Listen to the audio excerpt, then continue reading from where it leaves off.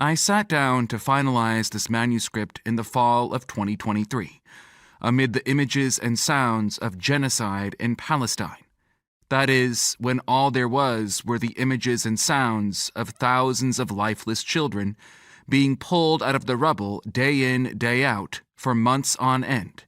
The images and sounds of breathless people digging for bodies with their bare hands and nails, of the cries of endless bereaved parents in morgues and hospitals, of countless massacres in neighborhoods, schools, and refugee camps, of the siege of one hospital after the next, of story after story of summary executions, of millions displaced and starved, of our enveloping, almost suffocating grief, all of it not only aided and abetted by the world's biggest state powers, but also accompanied by an enthusiastic dehumanization of Palestinians by nearly the entirety of the mainstream media and political establishments in the West.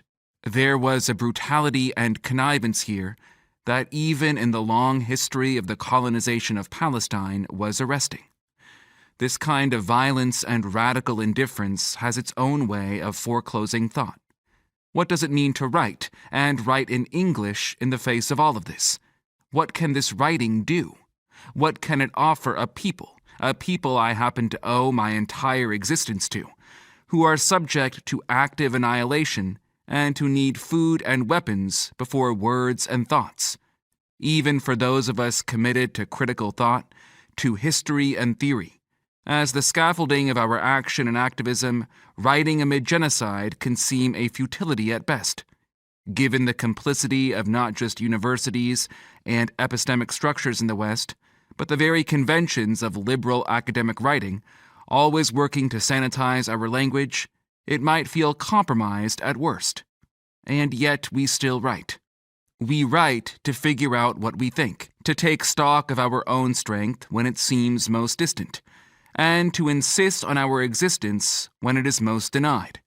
We write to make sense of the world and ourselves in it, even or especially when that world seems to have no place for us in it at all.